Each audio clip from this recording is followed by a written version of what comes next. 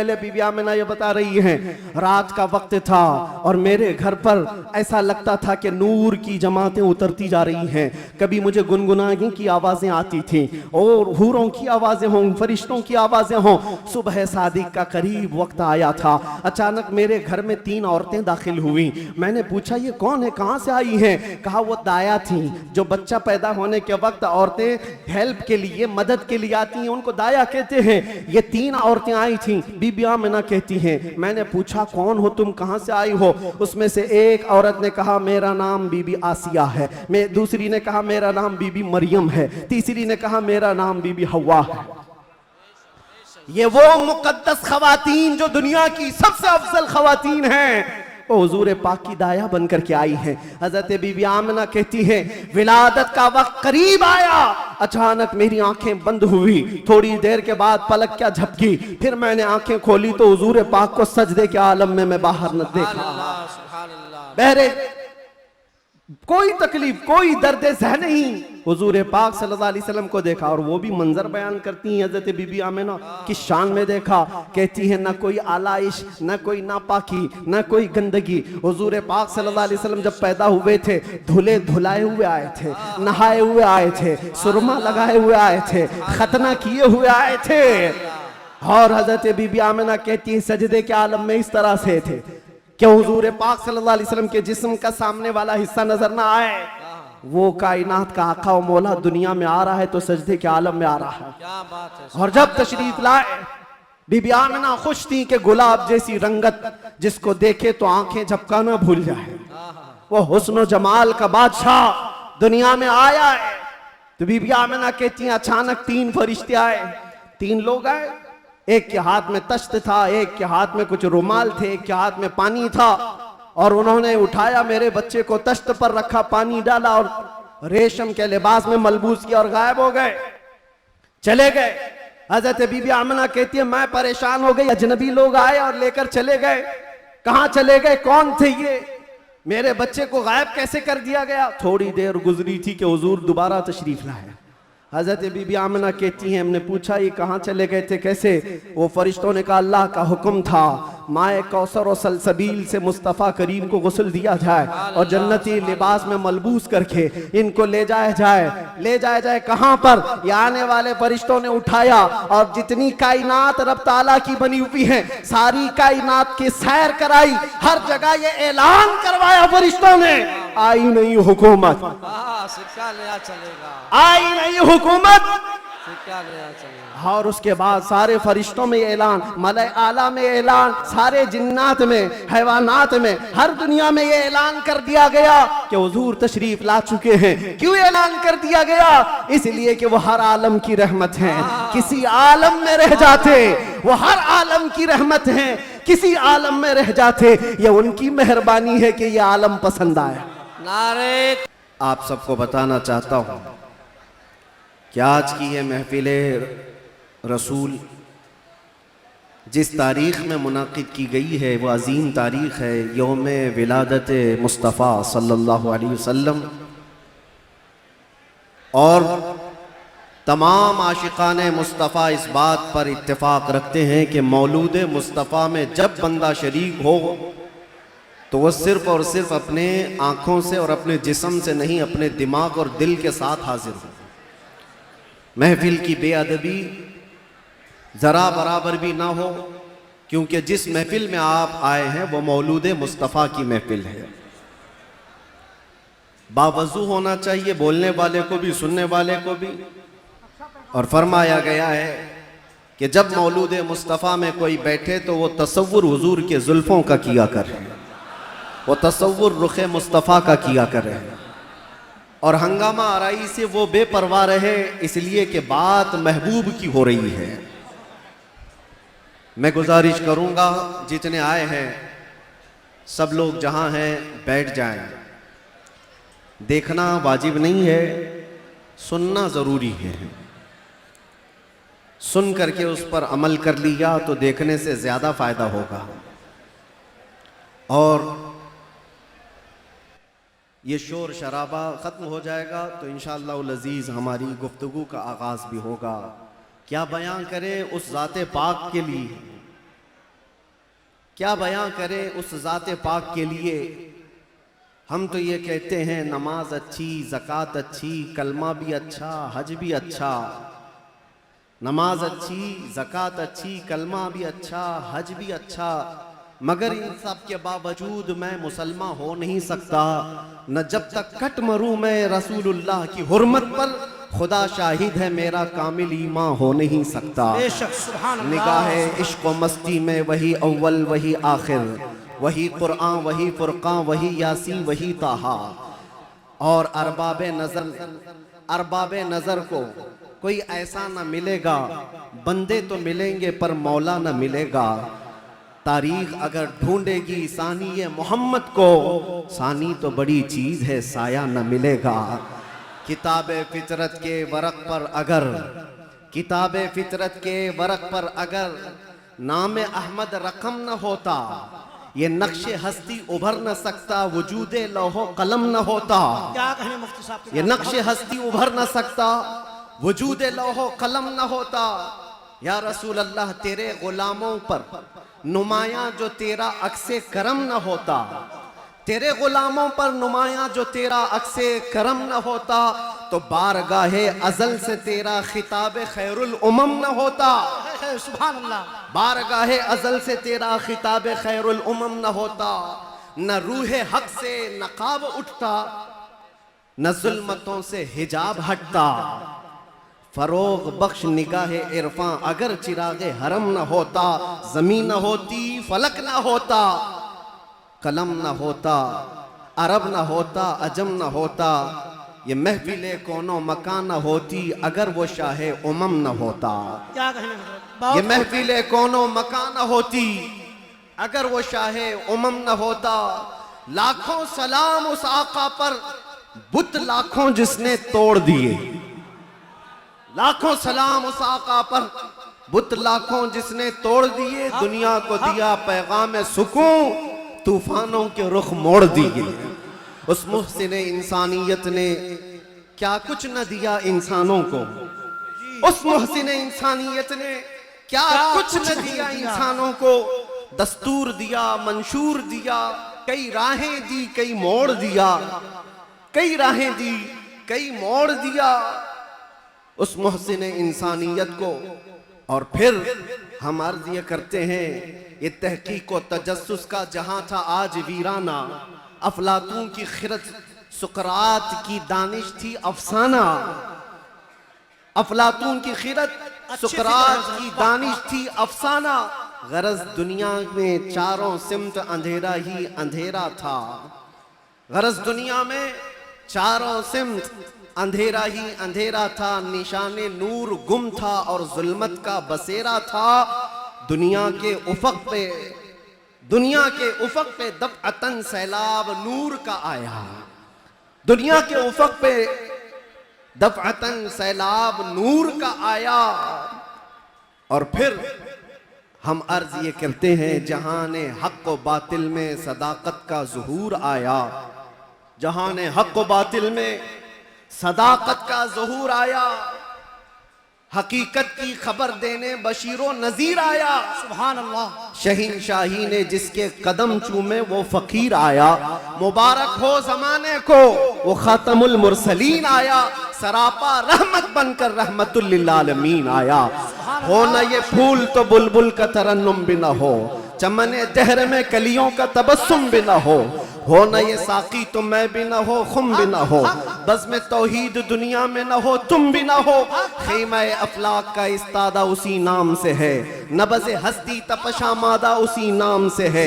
दहर में मौज में बहर की आगोश में है, चीन के शहर मराकश के बयाबान में है, और पोशीदा हर मुसलमान के ईमान में है। और मेरा इमाम ये कहता है, वो जो न थे तो कुछ न था, वो जो न हो तो कुछ न हो। जान है वो जहान की और जान है तो जहान। सुभान अल्लाह, सुभान अल्लाह। अल्लामा इब्ने हजर अस्कलानी फरमाते हैं, मियाँ हमारा तुम्हारा क्या हिसाब, हमारा कौन सा शुमार। अल्लामा इब्ने हजर अस्कलानी फरमाते हैं, एक ऐसे आलिम गुजरे हैं जिन्होंने हुजूर की सीरत पर 1 लाख अशार लिखे। सुभान अल्लाह। हुजूर की सीरत पर 1 लाख अशार लिखे। और उनके अशार में जो आखिरी शेर था वो मैं अर्ज करता हूं। आखिरी शेर था, वो कहते हैं कि कलम आबला पा है मदह अभी बाकी है।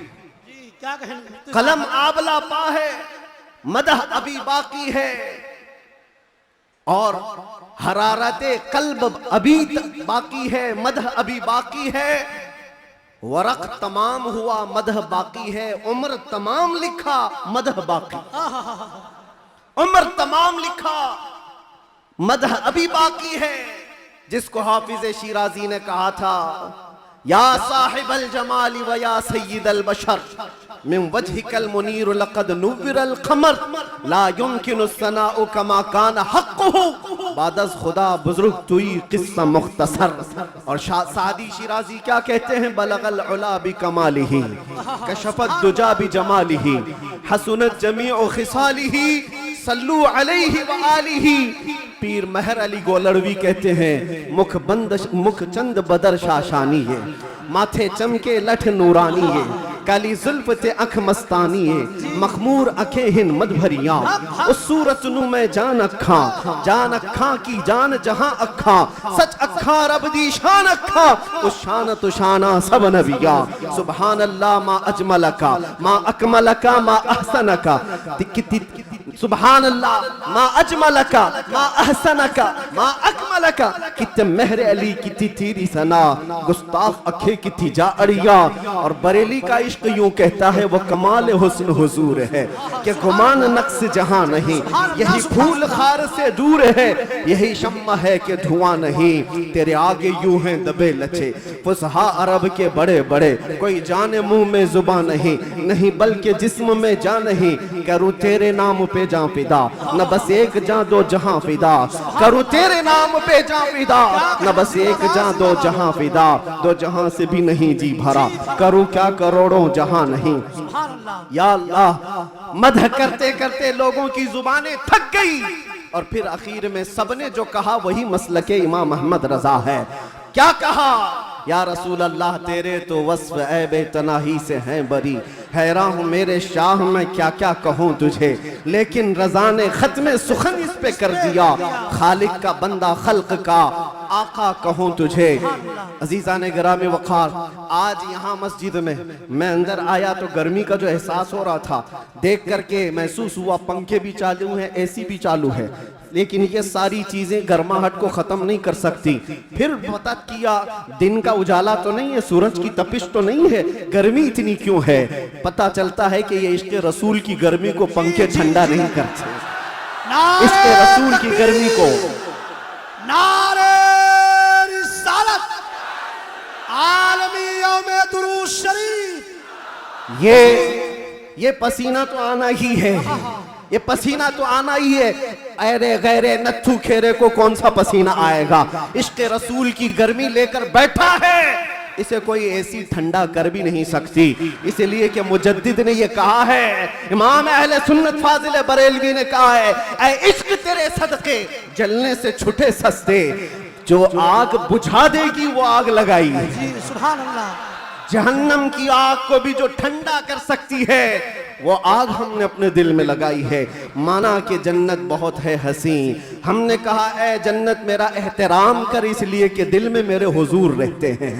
अज़ीज़ान ने गिरामी वक़ार, आज हम जिसकी बात करने जा रहे हैं, हमारे आका व मौला कायनात के दाता, हम भिखारियों के सरवर व आका, हम फकीरों की सरबत, हम गरीबों की सब कुछ, हमारे लिए वही जो सहाबा ने कहा, अबी व उम्मी फिदा का या रसूल अल्लाह, रूही व जिस्मी फिदा का या रसूल अल्लाह, शारी व दमी फिदा का या रसूल अल्लाह, दुनिया व उखराया फिदा का या रसूल अल्लाह। उस मुहसिने कायनात पर कुछ लब कुशाई करना, कुछ बोलना, हकीकत में उनकी तारीफ करना नहीं है, बल्कि हकीकत में ये जलसे, ये प्रोग्राम, ये सारी सीरत की मजलिसें क्यों होती हैं? या रसूल अल्लाह तेरे इश्क की बदौलत मेरी जिंदगी बनी। तेरे इश्क की बदौलत मुझे जिंदगी मिली है, मेरी बात बन गई है तेरी बात करते करते। सुभान अल्लाह, सुभान अल्लाह। हमारी अपनी बात हो जाती है, हमारी अपनी बात हो जाती है, हुजूर की बात करो। इसीलिए हम अक्सर कहा करते हैं, उनकी बात करो हर दिल पे राज करो, उनकी बात करो हर दिल पे राज करो। मियाँ छोड़ो इसको उसको, हमें बात करने का मौका कहाँ है। मैंने एक ऐसे खतीब को मिस्र में देखा है जो नाबीना है पैदाइशी, लेकिन 12 साल एक भी जुमा नागा नहीं किया, मिंबर पर खड़े होकर सिर्फ और सिर्फ हकीकत मोहम्मदिया पर उनके खिताब हुआ करते हैं। और उन्होंने कसम खा रखी, जब तक अल्लाह जुबान अता करे, जब तक मेरे जिस्म में रूह बाकी है, मैं सिर्फ और सिर्फ हुजूर की साथ पर ही बोलूंगा। इसलिए कि जब बादशाह मौजूद है तो फिर उसी की मदहसराई भी की जाएगी, उसी की मदहसराई की जाएगी। आज बस में कौनो फिका, आज जो हमारी पूरी कायनात में ये जो रंग व शबाब है, ये सारी चीजें किसका अक्स जमाल है, ये किसका अक्स जमाल है। सच कहा है जिसने भी कहा है, या रसूल अल्लाह सल्लल्लाहु तआला अलैहि वसल्लम, लौह भी छू कलम भी छू, तेरा वजूद अल किताब, गुम्बदे आबगीना रंग, तेरे मुहीत में हिबाब। जो कुछ भी दुनिया को मिला है वो हुजूर के अक्से जमाल से मिला है। ये सदका है। आज हमारी इज्जतें, आज हमारे लिए ये रुतबे, ये शाने किस बात पर है? या हमारी लंबी पगड़ी और जुब्बे की वजह से नहीं है। बात उनकी करते हैं, इसलिए हर दिल पर राज करते हैं। बात करो तुम नबी पाक सल्लल्लाहु अलैहि वसल्लम की, और फिर इज्जतों को देखो। मियाँ मैंने महसूस किया, हुजूर की इज्जत पर पहरा देने वाले को अगर दुनिया में ये इज्जत है तो मौला आखिरत में क्या रुतबा अता करेगा, क्या शान अता करेगा। दुनिया में देखा है 100 साल हो गए हमारी महफिलों में आला हजरत अभी भी जिंदा है, मरने नहीं देते लोग। क्यों? इसलिए कि जो नबी की बात करता है मौला उसका नाम भी जिंदा रखता है, कलाम भी जिंदा रखता है। गुस्ताख आए चले गए, तारीख के पन्नों में अभी नाम भी गुम हो गए। बहुत सारे कीड़े मकोड़े आएंगे मौसम में और चले भी जाएंगे, चले जाएंगे। उनकी तारीख, उनके कलाम महफूज नहीं रहे और लोगों को याद भी नहीं रहता चंद साल पहले क्या हुआ था, उसके बाद क्या हो रहा है, सब भुला दिए जाते हैं। उतबा, शैबा, अबू लहब और इससे बड़े बड़े बहुत सारे आए तारीख के। हर साल कोई ना कोई नाजायज वलदुल हराम होता है जो हुजूर की इज्जत पर भौंकता है, लेकिन वो मौसमों के साथ ऐसे ही खत्म भी हो जाता है। बाकी कौन होता है? इकबाल को सुनो, इकबाल ने कहा है, बातिल से डरने वाले ऐ आसमां नहीं है हम, 100 बार कर चुका है तू इम्तिहान हमारा। तौहीद की अमानत, इश्क रसूल की अमानत सीनों में है हमारे, आसान नहीं मिटाना नामो निशान हमारा। यूनानो, मिस्र, रोमा सब मिट गए जहां से, बाकी मगर है अब तक नामो निशान हमारा। ये नामो निशान जो हमारा बाकी है वो इस वजह से नहीं है कि हमारे पास कुव्वत फौलादी है, हमारे पास ताकत कोई असबाबी है। नामो निशान जो बाकी है वो हुजूर पाक के नाम की बरकत से है, वो कभी खत्म नहीं होने वाली है। नाम रसूल पर जो जिंदा हुआ, सुबह क़ियामत तक मौला तबारक व तआला उसके नाम को और उसके कलाम को जिंदा रखता है। ज़ीज़ान ग्राम वक़ार, हम उस अजीम मोहसिन कायनात की सीरत पर आज गुफ्तगू करने आए हैं, जिसका हर जर्रा, जिंदगी का हर लम्हा महफूज कर दिया गया है। पूरी तारीख उठाकर देख लेना, पूरी तारीख। कोई एक ऐसा शख्स ला करके दिखा दो जिसके पैदा होने से उसकी कब्र में जाने तक नहीं, मेरे अजीज, दुनिया शुरू होकर के अब तक जिसके हालात वैसे महफूज किए गए हों जैसे मेरे आका के महफूज किए गए। अरे सहाबा तो ये तक महफूज कर गए कि हुजूर मुस्कुराते थे तो कितने दांत दिखते थे। हुजूर पाक सल्लल्लाहु तआला अलैहि वसल्लम की उम्र मुबारका जब ज्यादा हुई थी तो सहाबा ने ये भी गिन रखा था कि हुजूर की दाढ़ी मुबारक में सफेद बाल कितने थे। हर चीज महफूज रखा है। तुम क्या समझते हो, यानी आजकल के किसी मोहल्ले से निकला हुआ कोई पाखंडी हुजूर के नाम पर भोंके तो हुजूर की इज्जत पर फर्क आएगा? तू घटाए से किसी के न घटा है न घटेगा, जब बढ़ाए तुझे अल्लाह ताला तेरा। नबी पाक सल्लल्लाहु ताला अलैहि वसल्लम की हर चीज को अल्लाह ने महफूज रखा। आपको पता है, लोग आज उलझते हैं, कोई भी आ जाता है इंटरनेट पर, उसको देख करके बहकने लगते, नए नए अपने अपने अंदाज में फिक्र बनाते हैं। मियाँ अब तो इंटरनेट का दौर है, गूगल ही सबका उस्ताद बन गया है। यूट्यूब पर कोई भी लचकदार बातें करने लगे, उसके फॉलोवर हो गए। आप नौजवानों को एक सवाल बार बार ये आता है, हुजूर का दीन एक ही है, हुजूर का दीन एक ही है। हुजूर पाक सल्लल्लाहु अलैहि वसल्लम ने जो कुरान अल्लाह की बारगाह से हमें दिया है वो एक ही है। तो फिर ये बाद में आने के बाद तुम कहते हो चलो मान लिया सुन्नी सब हक पर है, फिर ये सुन्नियों में ये हनफी भी है, शाफी भी है, मालिकी भी है, हम्बली भी है, ये क्या है? चार अलग अलग क्यों तरीके अपना लिए? जब तुम कहते हो सब हक पर है तो ये चार अलग अलग क्यों है? हिकमत में आपको अर्ज करता हूं, मेरे गुफ्तगू से ताल्लुक, ये टॉपिक अगरचे ना हो लेकिन जो उन्वान से ताल्लुक रखने वाली बात है वो मैं इतनी अर्ज करके जाऊंगा। किसी और वक्त पर इज्तिहाद क्या है, मुज्तहिदीन कौन है, तकलीद क्या है और तकलीद कैसे होती है बात कर लेंगे। इसलिए कि बहुत सारे लोग आजकल सिर्फ इंजीनियरों को सुन रहे हैं, डॉक्टरों को सुन रहे हैं, प्रोफेसर को सुन रहे हैं। अरे दीन की तबलीग इंजीनियर क्या करेगा? ठाई लगाने वाला, जिस तरह से यहां से रफू चक्कर होकर के कई लोग जा चुके हैं, ऐसे ही नंबर आता रहेगा। तुम्हारे पास अगर दीन बाकी रहेगा तो वही दीन बाकी रहेगा जो गौसे आजम से पिला है, जो गरीब नवाज से आया है, जो आला हजरत से होकर के आया है। दज्जाल और शैतान हर जमाने में आते रहेंगे और जो उनके मुरीद हो गए, इन तूफानों में जो बह गए, जो बाकी रह गए इंशाअल्लाह उनका ईमान सलामत रहेगा। हुजूर पाक सल्लल्लाहु ताला अलैहि वसल्लम, अब सुनिए, सहाबा इकराम रिज़वानुल्लाहि अलैहिम अजमईन ने हुजूर को देखा और उसके बाद अपने बाद आने वालों को बताया हुजूर की तारीख, हुजूर की सीरत। इमाम आज़म अबू हनीफा नमाज पढ़ते हैं, एक बार हाथ उठाते और फिर उसके बाद नमाज में कभी हाथ उठवाते नहीं, रुकू के बाद नहीं। इमाम शाफी रहमतुल्लाहि ताला अलैह नमाज में हाथ उठाते हैं रफ़ा यदैन, फिर रुकू के बाद भी उठाते हैं, फिर नई रकात शुरू हो तो उठाते हैं रफ़ा यदैन तीसरी रकात पर।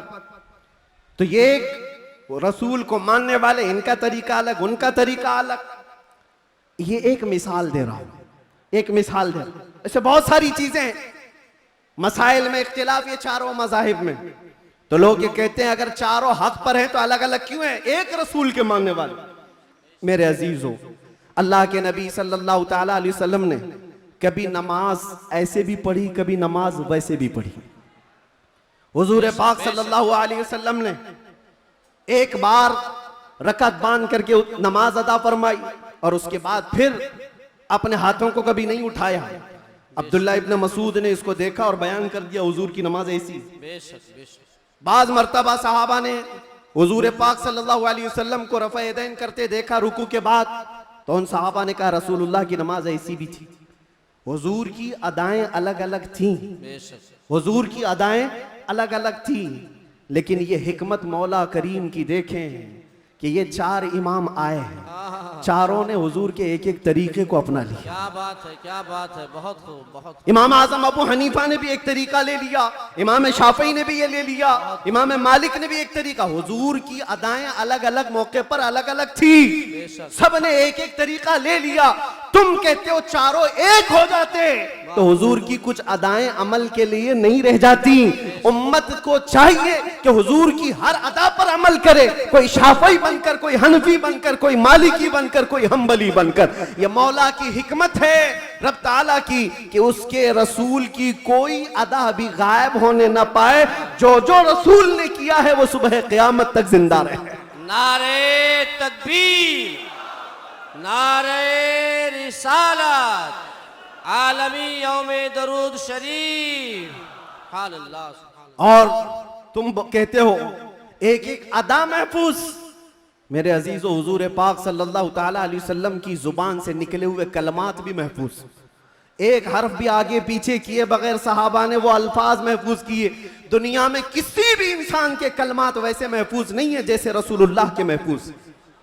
हुजूर के अल्फाज जैसे महफूज हैं, किसी के महफूज नहीं रखे गए हर लफ्ज को। हत्ता के एक सहाबी हैं, वो हदीस बयान करते हैं अल्लाह ताला क़यामत के करीब इल्म को उठा लेगा। इल्म को उठा लेगा कैसे, वो बताते हैं ऐसे उठाएगा। और उलमा के उठाए जाने से उनसे पूछा गया आप ऐसा क्यों कर रहे हैं? कहा मैंने रसूलुल्लाह को बयान करते हुए ऐसा करते हुए देखा था। जब हुजूर ने यह फरमाया था तब हुजूर ने ऐसा इशारा किया था। बात है, क्या कोई साहबी हैं, हदीस बयान कर रहे हैं, मुस्कुरा करके बयान कर रहे हैं। पूछा कि क्यों? कहा जब रसूलुल्लाह ने ये जुमला फरमाया था तो हुजूर ने मुस्कुराया था। सुभान अल्लाह, एक बेशक। साहबी हैं, रिवायत बयान करे, हदीस बयान करे, मुसाफा करके कहते हैं कि ये ऐसा ऐसा हुजूर ने फरमाया। कहा ये मुसाफा करके बयान क्यों किया? कहा अल्लाह के नबी ने जब ये हदीस बयान की थी तो मुसाफा करके कहा था। बेशक, बेशक, सुभान अल्लाह। अदा के साथ अल्फाज महफूज हैं, किसी के नहीं। और भौंकने वालों को देखना चाहिए, उनका क्या महफूज है। अरे तुम्हारे बाप के ऊपर जाओ तो डैश डैश डैश, बहुत अच्छे, बहुत पता ही नहीं बहुत खूब, बहुत खूब, बेशक। क्या खबर है। हक है। बहुतों को इनको पूछो तुम्हारा दादा कौन है, हो सकता है दादा तक तो चले जाएं, पर दादा नहीं मालूम। लादरी, हा हा लादरी, बात है, क्या बात। उसके ऊपर नहीं पता, तुम्हें तुम्हारी नसब का नहीं पता, और हुजूर पाक सल्लल्लाहु अलैहि वसल्लम के मुतालिक बात करते हो और तुम्हें पता है अल्लाह के नबी सल्लल्लाहु ताला अलैहि वसल्लम का नसब बाप से, दादा से, परदादा से, उसके ऊपर से नहीं। मैं गिनाता हूं, हजरत आदम अलैहिस्सलाम को अल्लाह ने रूह जमीन पर भेजा। आदम अलैहिस्सलाम की पेशानी में मेरे मुस्तफ़ा का नूर रखा। आदम अलैहिस्सलाम की पेशानी से नूर मुस्तफ़ा मुंतकिल होकर उनके बेटे हजरत शीस अलैहिस्सलाम के पास आया। हजरत शीस अलैहिस्सलाम के बेटे थे यानिश, उनके पास आया। यानिश से कैनन में आया, कैनन से महलाइल में आया, महलाइल से यरद में आया, यरद से इदरीस अलैहिस्सलाम की पेशानी में मेरे मुस्तफ़ा का नूर आया।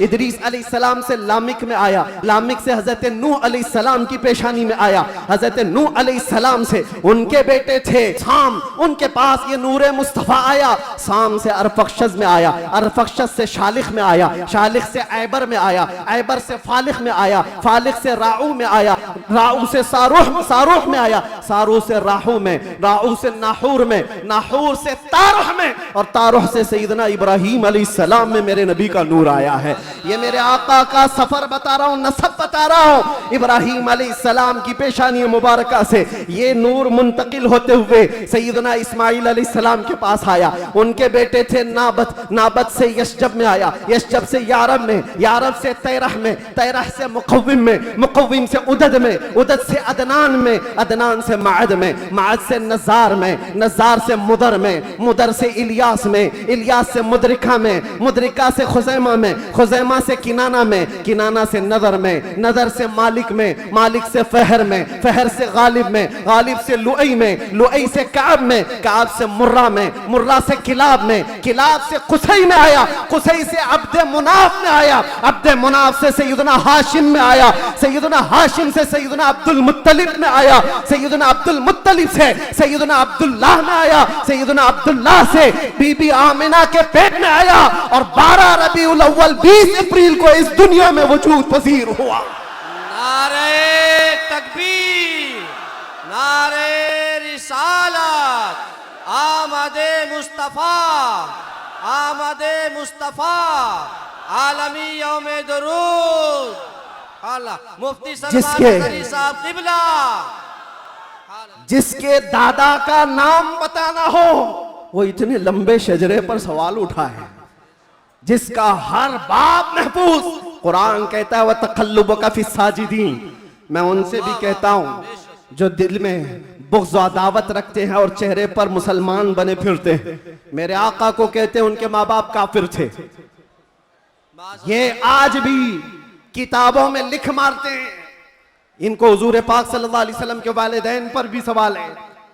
वालिदैन करीमैन इमाम जलालुद्दीन सुयूती रहमतुल्लाह तआला अलैह ने पूरी किताब लिखी है, अत्ताज़ीम वल मिन्ना फी अन्ना अबवै रसूलिल्लाहि फिल जन्नह। हुजूर पाक सल्लल्लाहु तआला अलैहि वसल्लम के वालिदैन का ईमान साबित करते हुए पूरी किताब उन्होंने लिखी है। और मैं ये अर्ज करता हूं मेरे अजीजों, कुरान कहता है ऐ नबी हमने आपको हमेशा सजदा करने वालों में रखा है। वो तकल्लुबका फी साजिदीन, सजदा करने वालों में आपको मुंतकिल किया है। और अल्लाह के नबी सल्लल्लाहु अलैहि वसल्लम फरमाते हैं इन्नल्लाह खलक़ल खल्क़ फजअलनी मिन खैरिहिम। अल्लाह ने पूरी मखलूक को पैदा किया और मखलूक में जो सबसे बेहतर थे अल्लाह ने उसमें मुझे पैदा किया। जो सबसे बेहतरीन खानदान था उसमें हुजूर को पैदा किया, जो सबसे बेहतरीन घर था हुजूर को उसमें पैदा किया। रसूल पाक सल्लल्लाहु ताला अलैहि वसल्लम के नसब के सिलसिले में मेरे अजीजों, यहाँ बहुत तवील गुफ्तगू करना नहीं है। आज मौलूद मुस्तफ़ा है, इसलिए शजरे मुस्तफ़ा मैंने अर्ज किया। और मेरा ये विजदान है, हुजूर के आबा व अजदाद आदम अलैहिस्सलाम तक ये जो मैंने बयान किया, इब्राहीम अलैहिस्सलाम से लेकर के ऊपर तक, बल्कि अदनान से ऊपर तक, उनमें अगरचे रिवायात में इख्तिलाफ है, लेकिन मैंने जो सही सीरत मुस्तफ़ा की किताब सीरत इब्न हिशाम में मौजूद वो शजरा आपके सामने रखा। शजरे और भी बहुत हो सकते हैं, मैंने आपके सामने बरकत के लिए रखा। और ये मेरा गुमान है कि इन नामों में अल्लाह इतनी बरकत अता फरमाता है कि साल भर तक अल्लाह हमें बलाओं से महफूज भी फरमाता है। अजीज़ान गिरामी, नूर मुस्तफ़ा सल्लल्लाहु ताला अलैहि वसल्लम के इस दुनिया में आने से पहले के जो हालात थे वो सबको पता है। हर रबीउल अव्वल शरीफ पे आप सुनते भी हैं, 1000 साल तक जो आतिश कदा जल रहा था ईरान में, जिसको बुझने की नहीं दिया जाता था, पुजारी 1 मिनट भी बुझने नहीं देते थे। हुजूर की विलादत के दिन वो अचानक आग कदा बुझ गया, वो आतिश कदा बुझ गया। सब हैरान थे कि अचानक हुआ क्या है।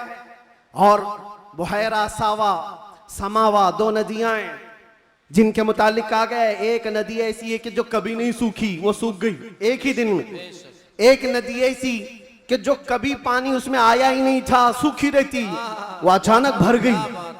और किसरा बादशाह के महल में जलजला आ गया था।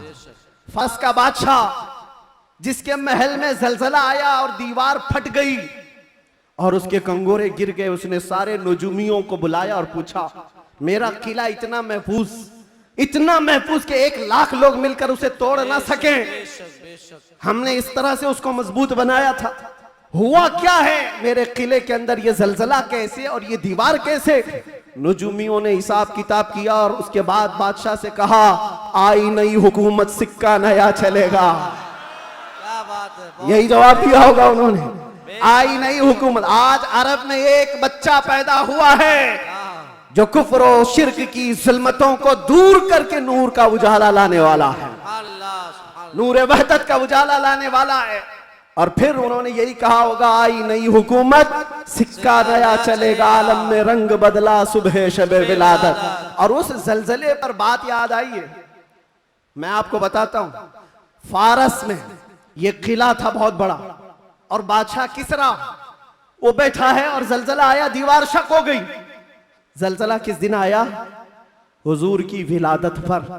आज भी कई लोगों के दिलों में भी जलजला आता है। क्या बात है, क्या बात है, बहुत जलजला आता है। बेशक बेशक, जब हुजूर की विलादत का जिक्र करे हिलने लग जाते, वो जलजला आता है। लेकिन तुम्हारे दिल के अंदर जलजला आने से हमें कुछ फर्क नहीं पड़ता, बेशक बेशक, कुछ फर्क नहीं पड़ता। इसी जलजले को आला हजरत ने क्या फरमाया जानते हो? हश्र तक डालेंगे हम पैदाइशे मौला की धूम, मिस्ल फारस नजद के किले गिराते जाएंगे। बेशक बेशक, बहुत मिस्ल फारस नजद के किले गिराते जाएंगे। या रसूल अल्लाह, या रसूल अल्लाह, जिंदाबाद जिंदाबाद, आला हजरत, आला हजरत। आपको मैं ये बात जरूर अर्ज करना चाहूंगा, हुजूर पाक सल्लल्लाहु ताला अलैहि वसल्लम के आने के वक्त अगर ये हालात बदले थे, इनकलाब था, हुजूर की आमद से पहले अरब में जो हमेशा सहरा से जूझ रहा होता है, सूखेपन से हरियाली आ गई, बारिशें आ गई। उस साल जिस साल मेरे नबी की विलादत हुई, क्या बात है, ये अजीब व गरीब चीजें अरब वालों ने देखा भी और लिखा भी और महफूज भी रखा। पूरी दुनिया में हो क्या रहा है पता ये चला जब नबी पाक सल्लल्लाहु अलैहि वसल्लम की आमद हुई थी, तो पूरे दुनिया में एक इनकलाब आया था। इनकलाब आया था, देखने वालों की निगाहें देखी थी। आज मेरा विजदान ये कहता है, जब कभी सच्चे इश्क और मोहब्बत के साथ हुजूर की कोई आमद की बात करता है तो इनकलाब आता है। बेशक बेशक, उस इनकलाब का असर आज भी मौजूद है। इनकलाब आता है, किसी के चूल्हे हिलते हैं, किसी के दरो दीवार हिलते हैं, किसी के अंदर नखुवत की आग भड़कती है, और कोई किसी को कुछ भी आंख दिखाता है। ये सब हो चुका है हुजूर की आमद से पहले। और जब हुजूर पाक सल्लल्लाहु अलैहि वसल्लम तशरीफ लाए उसके बाद के हालात भी आपको पता है। मुख्तसर अंदाज में चूंकि हर सुन्नी मुसलमान को ये जरूरी है कि वो अपने नबी की सीरत पढ़े, बल्कि हर मुसलमान। क्यों? उस रसूल को नहीं पढ़ा तो फिर किसको पढ़ेगा? बेशक किसको पढ़ेगा? ये मुजरा करने वाले नचनियों के बारे में तुम पढ़ते रहोगे, इनका बायोडाटा क्या है? जो जहन्नम का रास्ता दिखाते हो उनके मुतालिक तुम पढ़ते रहोगे? बेशक नहीं, तुम्हारा शौक, तुम्हारी जुस्तजू ये हो कि मेरे मुस्तफ़ा करीम सल्लल्लाहु अलैहि वसल्लम की हर अदा को मैं पढ़ लूं, बेशक हुजूर की जिंदगी पाक को पढ़ लूं। अल्लाह के नबी सल्लल्लाहु ताला अलैहि वसल्लम तशरीफ लाए, हालात जमाना बहुत अलग थे, और रिवायतें तो ये बताती हैं पूरे मक्का में उस साल सिर्फ और सिर्फ जितने घरों में बच्चे हुए सब लड़के ही पैदा हुए थे। लड़के पैदा हुए। बेशक बेशक सब पैदा हुए जो थे वो लड़के थे। नबी पाक सल्लल्लाहु अलैहि वसल्लम की विलादत होती है और आपके वालिद गिरामी हजरत अब्दुल्ला आपकी विलादत से 6 महीने पहले इंतकाल कर चुके हैं, और बीबी आमिना की गोद में मेरे मुस्तफ़ा सल्लल्लाहु अलैहि वसल्लम तशरीफ लाए, और तशरीफ लाने का अंदाज भी बीबी आमिना कहती हैं रजब के महीने में मुझे हमल ठहरा था, और उसके बाद से मैंने अजीब व गरीब जो चीज़ें देखी हैं वो बयान से बाहर हैं। ना मुझे कभी हमल की तकलीफ हुई, ना पैर बोझल होते थे, ना सर में चक्कर आता था, जैसे प्रेग्नेंट औरतों को होता है। जो हामिला औरतें होती हैं उनको तकलीफें होती हैं, बोझ उठाना होता है बच्चे का, और उनके पाँव बोझल होते हैं, कभी उनको खाने में मज़ा ख़त्म हो जाता है, कभी सर चकराने लगता है, अलग अलग चीज़ें हामिला औरतों के साथ होती हैं, मतली आती है, उल्टी आती है।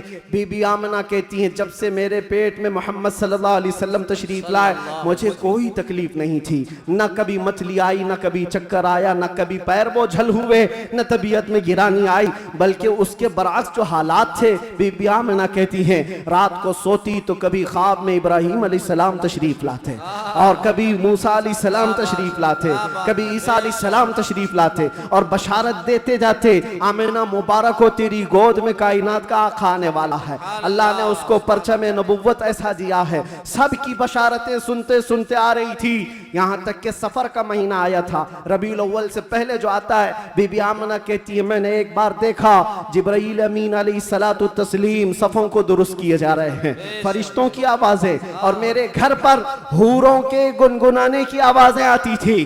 पहली रबीउल अव्वल, दूसरी हुई, तीसरी हुई, चौथी हुई, ये सारे निशानियां बीबी आमिना देखती रही। कहती हैं 12 रबीउल अव्वल का वक्त था, ये 20 अप्रैल रही होगी। मेरे अजीजों, बीबी आमिना कहती हैं अचानक मेरी पेशानी से एक नूर चमका, मैं मक्का में बैठ करके मुल्क शाम के महल्लात को भी देख रही थी, इराक में मौजूद बसरा के महल्लात देख रही थी।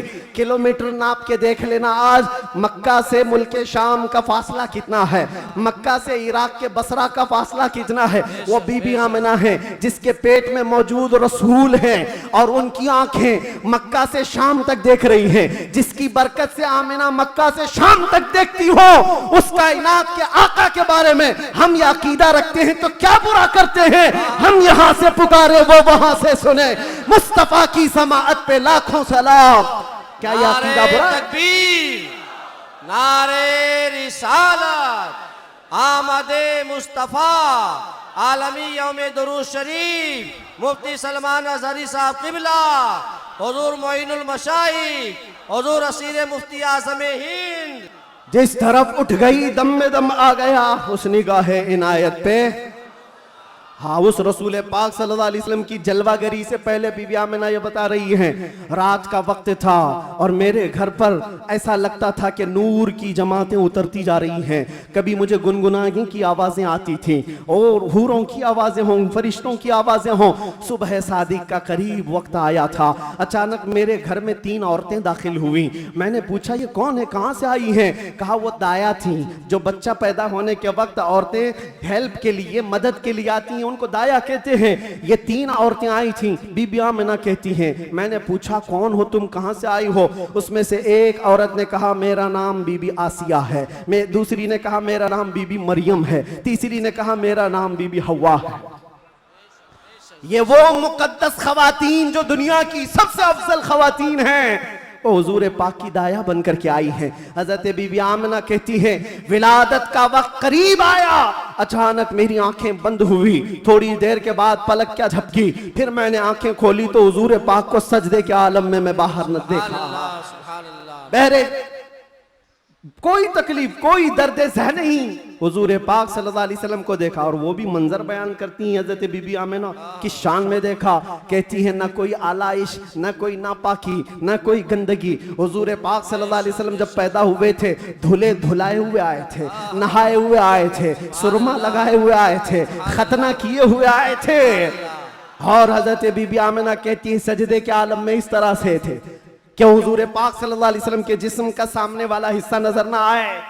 वो कायनात का आका और मौला दुनिया में आ रहा है तो सजदे के आलम में आ रहा है। क्या बात है। और जब तशरीफ लाए बीबी आमिना खुश थी कि गुलाब जैसी रंगत जिसको देखे तो आंखें झपकाना भूल जाए, वो हुस्न जमाल का बादशाह दुनिया में आया है। तो बीबी आमिना कहती हैं अचानक 3 फरिश्ते आए, 3 लोग आए। एक के हाथ में तश्त था, एक के हाथ में कुछ रुमाल थे, एक के हाथ में पानी था। और उन्होंने उठाया मेरे बच्चे को, तश्त पर रखा, पानी डाला और रेशम के लिबास में मलबूस किया और गायब हो गए, चले गए। हजरत बीबी आमिना कहती है मैं परेशान हो गई, अजनबी लोग आए और लेकर चले गए। कहां चले गए, कौन थे ये, मेरे बच्चे को गायब कैसे कर दिया गया। थोड़ी देर गुजरी थी कि हुजूर दोबारा तशरीफ लाए। हजरत बीबी आमिना कहती हैं हमने पूछा ये कहाँ चले गए थे, कैसे। वो फरिश्तों ने कहा अल्लाह का हुक्म था माए कौसर और सलसबील से मुस्तफ़ा करीम को गुस्ल दिया जाए और जन्नती लिबास में मलबूस करके इनको ले जाया जाए कहाँ पर। ये आने वाले फरिश्तों ने उठाया और जितनी कायनात रब ताला की बनी हुई है सारी कायनात की सैर कराई, हर जगह ये ऐलान करवाया फरिश्तों ने आई नहीं हुकूमत, सिक्का नया चलेगा, आई नहीं हुकूमत, सिक्का नया चलेगा। और उसके बाद सारे फरिश्तों में ऐलान, मलाए आला में ऐलान, सारे जिन्नात में, हैवानात में, हर दुनिया में ये ऐलान कर दिया गया कि हुजूर तशरीफ ला चुके हैं। क्यों ऐलान कर दिया गया, इसलिए कि वो हर आलम की रहमत है। किसी आलम में रह जाते वो हर आलम की रहमत है, किसी आलम में रह जाते ये उनकी मेहरबानी है कि ये आलम पसंद आया। नारे तकबीर, नारे रिसालत, आमदे मुस्तफ़ा, हुजूर मोइनुल मशाइख मेरे अजीजों, सईद नूरी साहब किबला। नबी पाक सल्लल्लाहु ताला अलैहि वसल्लम को पैदा होने के बाद बीबी हलीमा सादिया अपने घर ले गईं, 2 साल तक दूध पिलाया और वापस ले आई। सैयदा बीबी आमिना रज़ियल्लाहु ताला अन्हा की परवरिश में थे। बीबी आमिना रज़ियल्लाहु ताला अन्हा के साथ 6 साल तक रहे और अपनी ननिहाल एक बार सफर पर तशरीफ ले गई। बीबी आमिना वापस आ रही थी अपने ननिहाल से, जो मदीना है आज वो उस वक्त यसरफ था, वापस तशरीफ ला रही थी। मकाम अबवा में बीबी आमिना का इंतकाल हुआ। 6 साल के नन्हे हाथों से मेरे आका सल्लल्लाहु अलैहि वसल्लम ने हजरत बीबी आमिना की तदफीन फरमाई और उसके बाद वापस आए तो दादा अब्दुल मुत्तलिब की कफालत में थे। 8 साल की उम्र तक हुजूर सल्लल्लाहु अलैहि वसल्लम अपने दादा की कफालत में रहे। जद्दे अमजद हजरत अब्दुल मुत्तलिब 8 साल की उम्र में इंतकाल कर गए तो फिर चचा अबू तालिब ने हुजूर की कफालत को ले लिया और उसके बाद अबू तालिब की कफालत में रसूल पाक सल्लल्लाहु अलैहि वसल्लम परवान चढ़ते रहे। 11 साल की उम्र हुई तो पहला तिजारती काफिला जो मुल्क शाम जा रहा था अबू तालिब के साथ सफर किया। सफर के दौरान एक राहिब था, ईसाई था, बड़ा आलिम था। उसने देख करके पहचान लिया और कहा अनकरीब एक आखिरी रसूल आने वाला है जिसका नूर पूरे कायनात में फैलेगा और जिसकी रोशनी से हर कोई हर जगह की जुल्मत छट जाएगी। और मुझे ऐसा लगता है वो नूर वाला रसूल अबू तालिब के तुम्हारा भतीजा है। बशारत दे दी और कहा इनके दुश्मन यहूदी होंगे, कत्ल कर देंगे, इनको वापस ले जाओ। वापस ले आए, मुल्क शाम में यहूदियों के करीब न जाने दिया। हुजूर पाक सल्लल्लाहु ताला अलैहि वसल्लम परवान चढ़ते रहे। जब आपकी उम्र 18 साल की हुई तो ये जंगों में शिरकत भी आपने फरमाई, जो उस वक्त की जंगें थी जो हल्फुल फिज्जार भी कहा जाता है। और उन जंगों में शिरकत के बाद नबी पाक सल्लल्लाहु अलैहि वसल्लम ने 25 साल की उम्र में फिर तिजारत का सफर फरमाया। 25 साल की उम्र में आपकी जहानत, आपकी दानाई, आपकी सदाकत, आपकी अमानत सारे मक्का में मुसल्लम थी, हर कोई अजमत और एहतराम से देखता था। फिर जब तिजारत करके काफी माल नफा का लेकर वापस तशरीफ लाए, मक्का की सबसे ताहिरा पाकीज़ा अफीफा खातून खदीजतुल कुबरा जो बेवा थी, 2 शोहर से उनके इंतकाल हो चुके थे, 2 शोहर पहले, उन्होंने हजरत रसूल पाक सल्लल्लाहु अलैहि वसल्लम की अमानतदारी देखी तो निकाह का पैगाम दिया। अल्लाह के नबी सल्लल्लाहु अलैहि वसल्लम ने कबूल फरमाया। 25 साल की उम्र में आपकी पहली शादी मुबारक। फिर हजरत खदीजा के साथ आपने निकाह करके अज़दवाजी जिंदगी शुरू फरमाई। आपकी औलाद हुई, हजरत ज़ैनब हुई, हजरत रुक़ैया हुई, हजरत उम्मे कुलसूम हुई, हजरत बीबी फातिमा ज़हरा हुई, हजरत अब्दुल्ला हुए, हजरत कासिम हुए।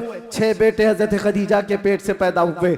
और जब ये हालात जिंदगी आगे बढ़ती गई, मक्का वालों में आपका अज़्म, आपका मकाम और मर्तबा ऐसा था कि आपसी झगड़े फसादात हों। हुजूर पाक सल्लल्लाहु तआला अलैहि वसल्लम के एक इशारे से कई कबीलों के वो मसले जो कई सालों से अनहल थे, ला अनहल थे, वो हल कर लिए जाते थे। फिर जब 40 साल की उम्र पाक हुई रसूल करीम सल्लल्लाहु तआला अलैहि वसल्लम की, आप गारे हिरा तशरीफ ले जाते थे, खलवत में इबादत करते थे। फिर वो फरिश्ता आया जिब्राइल अमीन कुरान की आयतें लेकर के, और हुजूर से कहा इक़रा, कहा पढ़ो। हुजूर ने कहा मा अना बिकारी, 3 बार कहा। उसके बाद कहा इक़रा बिस्मि रब्बिकल्लज़ी खलक़, पढ़ो अपने उस रब के नाम से जिसने तुम्हें पैदा किया है। अल्लाह के नबी ने पढ़ना शुरू फरमाया। 5 आयतें उतरी, उतर कर गारे हिरा से वो सूए कौम आया है। जहां को अंधेरों से निकालने वाला वो रसूल तशरीफ लाया गारे हिरा से। और जब तशरीफ लाए फिर अल्लाह के नबी सल्लल्लाहु अलैहि वसल्लम ने ऐलान नबुव्वत फरमाया, मक्का वालों को जमा किया, अपने नबी आखिर ज़मा होने का, अल्लाह के एक होने का ऐलान किया। मानने वालों ने माना, चिढ़ने वालों ने चिढ़ना शुरू किया। दुश्मनियां यहाँ से शुरू हुई और झगड़े फसादा शुरू हुए। सहाबा जो बनते चले गए हुजूर के, शुरू में गरीब थे, कमजोर थे, ज़ईफ थे, उन्हें मारा गया, पीटा गया, तकलीफें दी गई। 50 साल की उम्र पाक थी रसूल पाक सल्लल्लाहु अलैहि वसल्लम की, जब आपका सोशल बाइकाट किया गया था। 7वां साला हुजूर का बेअसत का था, नबुव्वत का 7वां साल था। आपका पूरे मक्का वालों ने मिलकर सोशल बाइकाट किया था। शब अबी तालिब की घाटियों में हुजूर महसूर रहे अपने खानदान के साथ। आपको दाना पानी कुछ नहीं जाने दिया जाता था। पत्ते खाए हुजूर ने और चमड़े उबाल करके खाए। 2 साल का यह अरसा गुजरा था तो फिर ये हलफ, ये अहद तोड़ दिया गया। और फिर 50 साल की उम्र पाक थी हुजूर की, जब बीबी खदीजा का भी इंतकाल हो गया। 4 महीने के बाद अबू तालिब का भी इंतकाल हो गया। वो आमुल हुज़्न था, गमों का साल था। नबी पाक सल्लल्लाहु अलैहि वसल्लम पर गम, उसके ऊपर गम के ऊपर गम आते गए। और इधर सहाबा की परेशानियां, बहुत सारे सहाबा हिजरत करके हबशा चले गए। अल्लाह के नबी सल्लल्लाहु अलैहि वसल्लम इन आजमाइशों से नबुर्दाज़मा थे। फिर मौला ने वो करम फरमाया जो पहले आपसे पहले किसी को नहीं किया था और क़यामत तक किसी को नहीं दिया जाएगा। जिब्राइल अमीन को भेजा, कहा जा जिब्राइल, मेरा रसूल कबीदा खातिर है, गमगीन है, उसे मक्का से उठा लाओ, जन्नतों का सैर कराकर मेराज के सफर पर लाओ। नबी पाक सल्लल्लाहु तआला अलैहि वसल्लम का मेराज का सफर हुआ, वापस तशरीफ लाए। ऐलान नबुव्वत के बाद 53 साल हुजूर की जिंदगी पाक मक्का में गुजरी। फिर अल्लाह का हुक्म आया, मक्का से हिजरत फरमा कर आप मदीना तशरीफ ले गए। मदीने वालों ने शानदार इस्तकबाल किया था, मक्का वालों की तरह नहीं थे। मदीने वालों ने शानदार इस्तकबाल किया था। हुजूर का 9 दिन तक उन्होंने इंतजार किया था। आज जो मौलूद में हुजूर के जिक्र का इंतजार करते हो ऐ सुन्नियो, ये मदनी जिंदगी का अक्स है, ये मदीने वालों की सुन्नत है। बहुत सारे लोग ये कहते हैं ना हुजूर पैदा हुए थे तो मक्का में कोई ऐसी खुशियां, ऐसी मीलाद थोड़ी ना मनाई गई थी, तुम लोग क्यों मनाते हो सुन्नियो? उनसे ये कहो मक्का में जब हुजूर पैदा हुए थे तो सब काफिर ही काफिर थे, काफिर ही काफिर थे। हाँ, बीबी आमिना हज़रत अब्दुल मुत्तलिब को छोड़कर बात कर रहा हूं। उस वक्त खुशियां मनाई बीबी आमिना ने भी, हज़रत अब्दुल मुत्तलिब ने भी। हाँ, सवाल करना है तो ये सवाल करो, जब हुजूर ने ऐलान किया था अपने नबुव्वत का और 13 साल बाद जब मदीने आए थे तो मदीने वालों ने खुशियां क्यों नहीं मनाई? ये पूछना है तो पूछो, हम तुम्हें तारीख की हर किताब खोलकर सन्नाटेदार थप्पड़ मार करके भी बताएंगे। वो बनु नज्जार की बच्चियां जो पढ़ती थी, आज भी हर मस्जिद से आवाज आती है, तला अल बद्रु अलैना मिन सनियातिल वदाई वजबत शुक्र अलैना मा दआ लिल्लाहि दाई। वो बच्चियां क्या कहती थी? ये दफ बजा बजा कर हुजूर का इस्तकबाल करती थी। वो यूं कहती थी, अरे सनियतुल वदा की घाटियों से हम पर 14वीं का चांद आ गया है, अल्लाह की तरफ बुलाने वाला रसूल हमारे दरमियान आ गया है, हम सब पर अब शुक्र वाजिब हो गया है। ये मदीने वालों की खुशियां थी।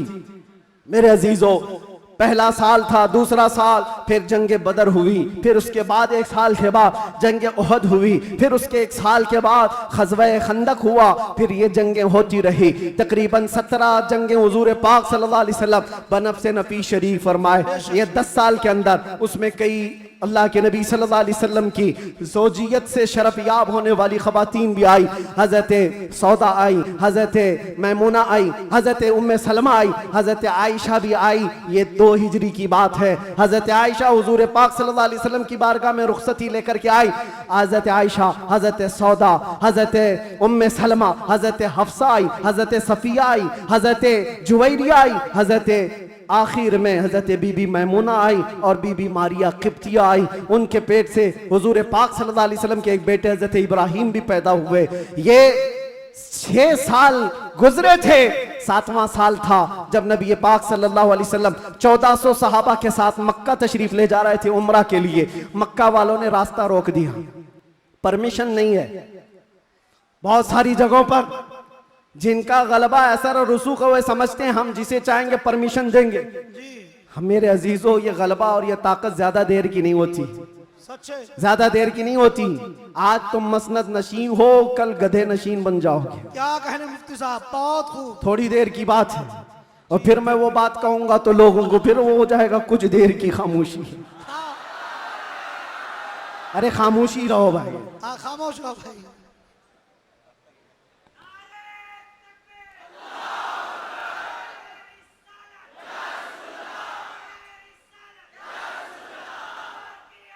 मैं सीरत अर्ज कर रहा हूँ हुजूर पाक की, और साथ ही मुअज़्ज़ज़ व मुअक्कर व मोहतरम हज़रतुल अल्लामा सैयद मोइन मियाँ साहब क़िबला भी यहाँ हैं। जिम्मेदार लोग हैं, इनके बहुत सारे मामलात भी हैं, लेकिन मैं आप सबको एतमाद में रखते हुए, इत्मीनान दिलाते हुए ये अर्ज करता हूँ कि इंशाअल्लाह उल अज़ीज़ ऐसा कोई जुमला नहीं होगा जो आप पर आफत बनेगी, कोई बला।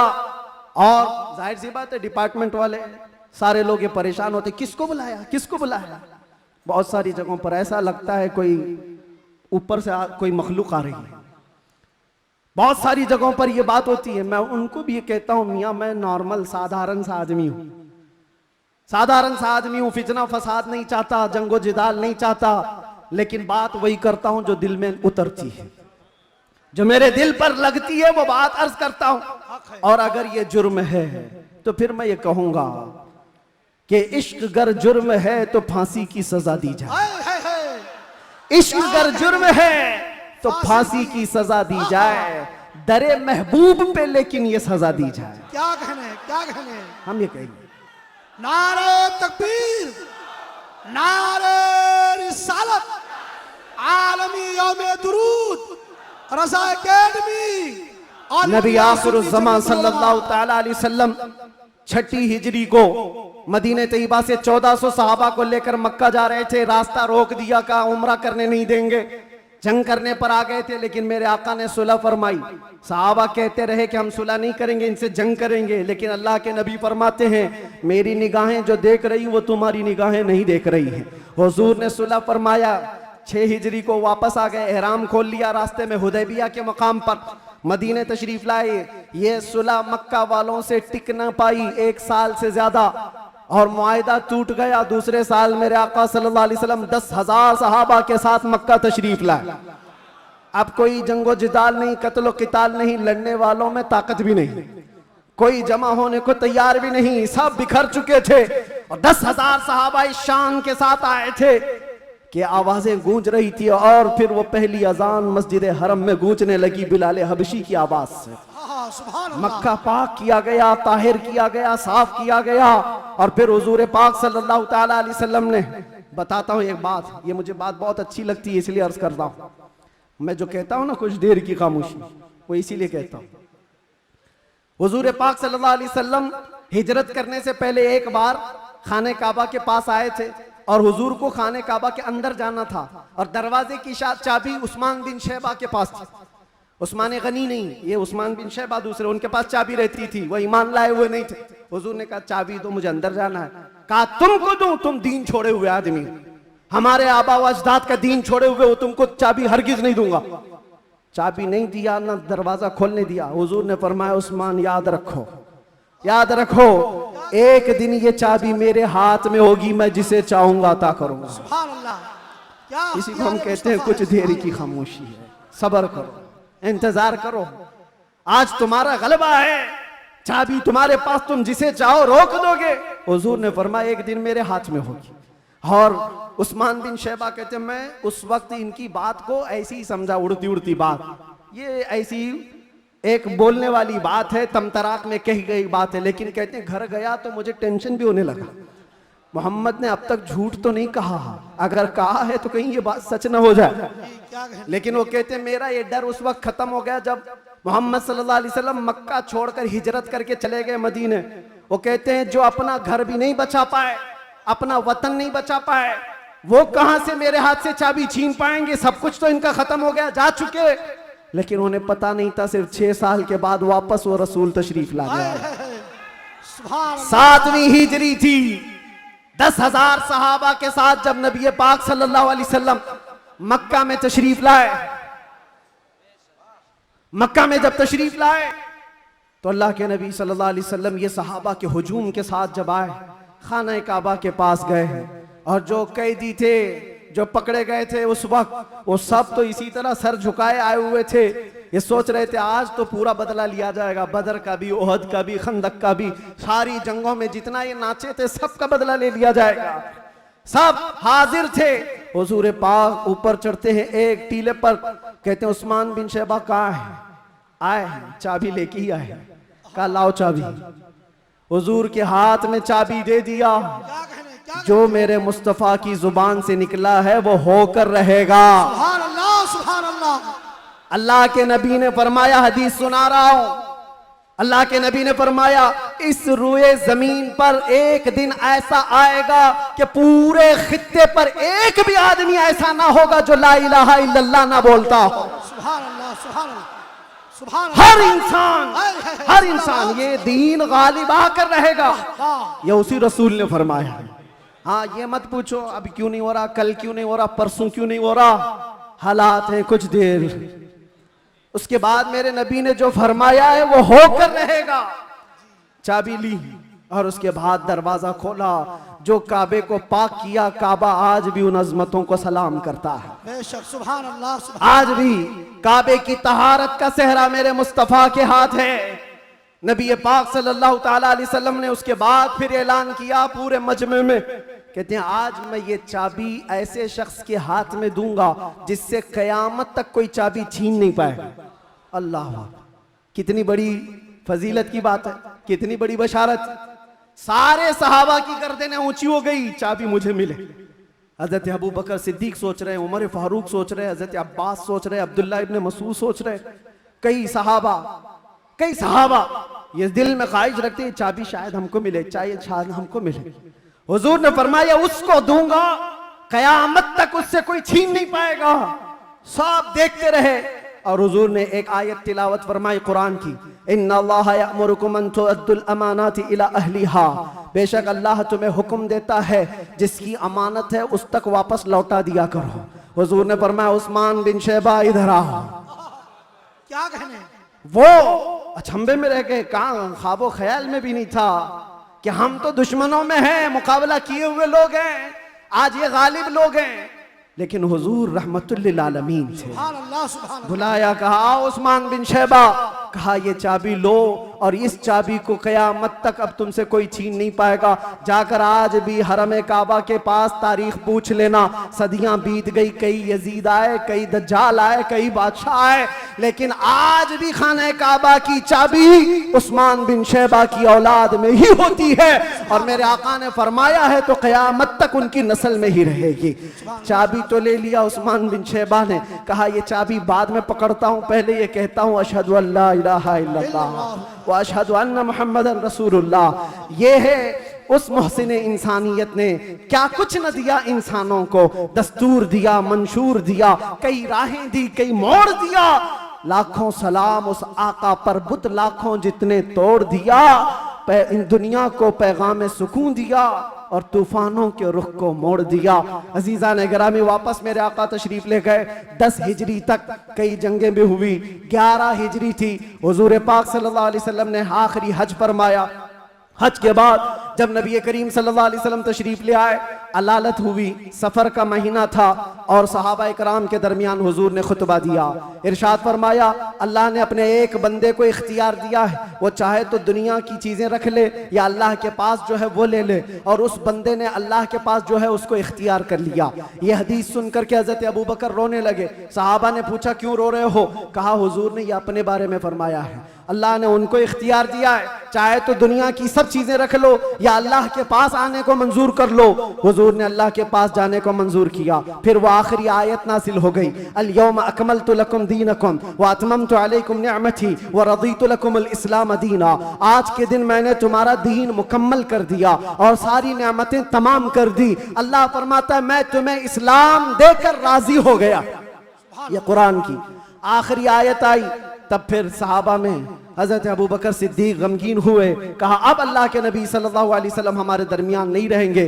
फिर रबीउल अव्वल का ही वो महीना आया, अल्लाह के नबी सल्लल्लाहु अलैहि वसल्लम बिस्तर अलालत पर थे। फिर 13 रबीउल अव्वल की वो रात आई जब हुजूर को शिद्दत का बुखार, हुजूर मिसवाक को पानी में डालते थे और बार बार अपने मुंह की तरफ इशारा फरमाते थे और फिर ये फरमाते, नज़ा की हालत सख्त होती है, सकरात का वक्त बहुत सख्त होता है, लेकिन ए उम्मत मुस्तफ़ा, एक बात मैं आपको बताता हूँ, वो हालत नज़ा में मेरे मुस्तफ़ा थे। हज़रत आयशा फरमाती है, मेरे जानों पर सर रख करके हुजूर आराम कर रहे थे और फरमाया था किसी को आने मत देना, अब मुलाकात का वक्त बंद हो चुका है। अचानक दरवाजे पर दस्तक हुई, हुजूर ने फरमाया आ जाओ और फरमाया, आयशा ये मौत का फरिश्ता है, मलकुल मौत है, मुझसे पहले कभी इसने किसी की रूह कब्ज करने के लिए इजाजत नहीं मांगी और इसके बाद भी कभी नहीं मांगेगा, मैं उसको इजाजत दे रहा हूं। लेकिन अल्लाह के नबी सल्लल्लाहु अलैहि वसल्लम के मुतालिक ये बात भी बताई जाती है,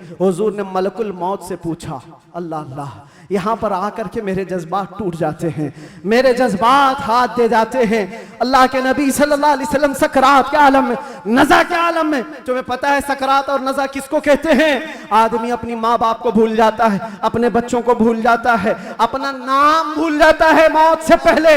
खाना पीना तो दूर की बात, उसके जिस्म पर मक्खी बैठे तो पहाड़ की तरह लगती है सकरात के आलम में। उसकी तकलीफ उसको पता है, वो किसी की नहीं सोचता, उसको हाय हाय लगी होती है। लेकिन मेरे मुस्तफ़ा सल्लल्लाहु अलैहि वसल्लम आलम नज़ा में मलकुल मौत से ये पूछते हैं, ऐ इज़राइल बता, ये जो नज़ा का दर्द है क्या मेरी उम्मत को भी दिया जाएगा? क्या मेरी उम्मत भी इस दर्द से गुजरेगी?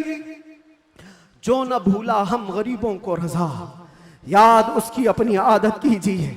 है गुलामों, तुम समझते हो हमारी बीमारियों और हमारे दर्दों का कोई और मावा मिल जाए जिसके दरवाजे पर हम जाकर हाथ फैलाते हैं इधर उधर दुनियादारों के, जिनकी जूतियां सीधी करते करते लोगों के बाल पक गए और मुश्किलात हल ना हो पाई? तुम्हें पता है हकीकत में हमारे दर्दों का अगर कोई एहसास कर सकता है तो सिर्फ आमिना का लाल। सुभान अल्लाह, सुभान अल्लाह। जो न भूला हम गरीबों को रजा, वो अपनी मौत से पहले अपनी उम्मत को याद कर रहे हैं और ये फरमा रहे हैं मेरी उम्मत को ये दर्द तो नहीं दिया जाएगा, ये तकलीफ से तो नहीं गुजरेगी। उम्मत के तलवों में कांटा भी चुभे तो हुजूर फरमाते हैं उसका दर्द मुझे भी होता है। ऐ नौजवान, आज जिस तरह की जिंदगी तुमने गुजारनी शुरू की, यहां पर आकर मैं अपनी गुफ्तगू समेट रहा हूं। मैंने मुख्तसरन पूरे हुजूर की सीरत बयान की। विलादत से लेकर ये वफात का दिन है, हजरत बीबी फातिमा आई, हुजूर उनके कान में कुछ कहे, वो रोने लग गई, फिर एक कान में कहा, वो मुस्कुराने लगी। बाद में उन्होंने बताया हजरत आयशा से कि बाबा ने मुझे ये कहा था कान में, फातिमा मैं अब जा रहा हूं दुनिया से। मैं रो पड़ी। उसके बाद मेरे दूसरे कान में कहा, फातिमा मेरे खानदान में सबसे पहले तुम आकर के मिलोगी, मेरे बाद तुम्हारी मौत होगी। वो मौत का खौफ हर एक पर होता है, लेकिन बीबी फातिमा कहती ये सुनकर मैं हंस पड़ी कि है शबे गोर भी उसी गुल से मुलाकात की रात। हुजूर पाक सल्लल्लाहु अलैहि वसल्लम हजरत आयशा सिद्दीका के जानों पर सर रखकर आराम कर रहे थे। बात करते करते अचानक जुबान बंद हो गई। हजरत आयशा कहती है मेरा सीना भारी भारी सा लगा, मुझे अंदाजा नहीं था किसी की मौत इस तरह होती है, मैंने रूह निकलते किसी को देखा नहीं था। अल्लाह के नबी सल्लल्लाहु अलैहि वसल्लम इस दारे फानी से रहलत फरमा चुके थे। अचानक दरवाजे पर दस्तक हुई, अबू बकर सिद्दीक सबसे पहले दाखिल हुए। आए, हुजरे में पूछा आयशा क्या है? कहा हुजूर पाक सल्लल्लाहु अलैहि वसल्लम पर बुखार शिद्दत का है। हजरत अबू बकर आए, हाथ पकड़ा और बेइख्तियार उनकी हिचकियां निकल गई, पेशानी पर बोसा दिया और कहा, ऐ अल्लाह के नबी, इसके बाद अब दूसरी मौत नहीं आने वाली है और आप अपने रफीक आला के पास जा चुके थे। अल्लाह ताला ने जो आपके हिस्से में पैगाम देना रखा था वह आपने पूरा हक अदा फरमाया। अद्दैतल अमानत व नसहतल उम्मत व बल्लगतर रिसालत या रसूल अल्लाह। हजरत अबू बकर सिद्दीक की आवाज सुनकर हजरत आयशा रोने लगी। उसके बाद उन्हें एहसास हुआ कि अल्लाह के नबी अब इस दुनिया में नहीं रहे। बाहर सहाबा को हजरत अबू बकर ने जैसे ही ऐलान किया, वो गम के मारों का हाल क्या था जो नबी पाक को एक आन के लिए भी दूर बर्दाश्त नहीं कर पाते थे। वो मौत की खबर कहाँ सुनते हैं। हजरत उस्मान पत्थर की तरह बने हुए थे, उनको कोई काटता भी था एहसास नहीं होता। हजरत उमर फारूक अपने हाथ में तलवार लेकर मदीने वालों को कहते थे, कसम खुदा की अगर किसी ने कह दिया मेरे नबी का इंतकाल हुआ मैं उसकी गर्दन मार दूंगा। मेरे नबी का इंतकाल नहीं हुआ, अपने रब से मिलने गए, वापस आने वाले हैं। ये शिद्दत मोहब्बत के अल्फाज थे। सहाबा बेचैन थे, बेकरार थे, लेकिन हिकमत मौला यही थी, मौत तो आनी है, हर एक को आनी है, कज़ा तो आनी है, अंबिया को फकत इतनी कि आनी है, अजल तो आनी है, एक आन के लिए है। नबी पाक सल्लल्लाहु ताला अलैहि वसल्लम को सहाबा ने गमों के पहाड़ के साथ तदफीन फरमाया और इस उम्मत का बेड़ा लेकर चलने वाले सिद्दीक़ अकबर थे। मिशन को उठाया और हम तक ये जो दीन पहुंचा, सहाबा की वो मेहनत कश, वो जिंदगी पाक इस्तिक़लाल के साथ मुसीबतों से लड़ते हुए, तकलीफों से नबुर्दाज़मा होते हुए दीन यहाँ तक पहुंचा दिया। अब मैं तुमसे सवाल करता हूँ, आज मुस्तफ़ा की सीरत सुनने आए हो, आज हुजूर की मौलूद में आए हो, जो रसूल तुमसे इतना प्यार करे कि बिस्तर को छोड़कर खड़े हो जाए। आयशा फरमाती है बिजली कड़कती थी तो हुजूर बाहर निकल जाते, अबर छाता तो हुजूर घर से बाहर चले जाते और ये कहते मुझे अंदेशा होता है कहीं ये बिजली मेरी उम्मत पर अजाब ना आ जाए, ये अबर कहीं मेरी उम्मत पर अजाब बनकर तारी ना हो जाए। हुजूर इस्तिग़फ़ार करते करते सुबह कर जाते थे, नमाजों के लिए खड़े होते। आयशा कहती आप मासूम हैं, सैयदुल मासूमीन हैं, आप क्यों इतनी इबादत करते हैं? मेरे आका फरमाते मेरी उम्मत के लिए करता हूँ, मेरी उम्मत बेखबर है, वो मुझे नहीं पहचानती। अल्लाह के नबी सल्लल्लाहु अलैहि वसल्लम को कब्र अनवर में रखा गया। सहाबी रसूल फरमाते हजरत अली भी उतारने वालों में से थे। लब हुजूर के कब्र में भी हिल रहे थे, कान लगा करके सुना तो ये अल्फाज थे, रब्बिग़फिर ली उम्मती फ़इन्नहुम ला यअलमून। ऐ मेरे रब मेरी उम्मत की बख्शिश फरमा, इसलिए कि वो नहीं जानती। जो न भूला हम गरीबों को रजा, याद उसकी अपनी आदत कीजिए। नौजवानों, आज फिर मैं तुम्हारे अखलाक को किरदार से सवाल करता हूँ। उस रसूल के मानने वाले हो जिस रसूल ने तुम्हें किसी जगह फरामोश नहीं किया, दुआओं में, मेराज के सफर में, कब्र में, अपने बिस्तर में, अपनी जलवतगाह में, अपनी खलवतगाह में, हर जगह जंगों में तुम्हारे लिए, जो पेट पर पत्थर बांधे तुम्हारे लिए, तलवारें उठाई तुम्हारे लिए, दंदाने मुबारक शहीद करवाए तुम्हारे लिए, अमीर हमजा का चबाया हुआ कलेजा देखा तुम्हारे लिए, हसनैन करीमैन के जो खानदान के टुकड़े टुकड़े हुए रसूलुल्लाह के घराने के, किसके लिए? इस उम्मत के लिए। पैगाम इस्लाम पहुंच जाए, पैगाम दीन पूरी कायनात में पहुंच जाए। मगर अफसोस इस बात का होता है इस नौजवान को देखकर, जब शराब की बोतल उठाता है, ताश के पत्तों के अड्डों पर बैठता है, नशा अपने मुंह में लगाता है, फिर सोच सोच करके दिल मरने लगता है। क्या ये उस रसूल की उम्मत है जिसके तलवों में कांटा चुभना भी हुजूर को बर्दाश्त नहीं है? हुजूर इससे इतना प्यार करते हैं, इतनी मोहब्बत करते हैं, और ये रात भर अय्याशियों में गुजार रहा है, ये ताश के पत्तों में और शराब की बोतलों पर अपनी रातें गुजारता है। ऐ नौजवानों, कब तुम वापस आओगे उस रसूल पाक की बारगाह में? आज भी उस गुंबदे खजरा की छांव में कोई ये नहीं कह सकता कि जगह कम हो गई। करोड़ों आए उस दामन मुस्तफा में, सब बस जाएंगे। आने की देर है, आने की देर है। हमने देखा है जब जब मेरे मुस्तफा से करीब कोई हुआ है, मैंने अपनी जिंदगी पाक को देखा। जब मुसीबतें ज्यादा होती थी, जब मुश्किलें हल ना होने के काबिल लगती थी, जेल के सलाखों के पीछे भी मेरे गम की दवा अगर कोई चीज थी तो वो मुस्तफा को याद करना था। रात भर सलाखों को पकड़ करके याद करता। कोई एक रात ऐसी नहीं आई जिसमें मेरे मुस्तफा ने नवाजा ना हो। आता है फकीरों पे उन्हें प्यार कुछ ऐसा, खुद भीख दे और खुद कहे मंगते का भला हो। हम तो माइल बकरम है, कोई साइल ही नहीं।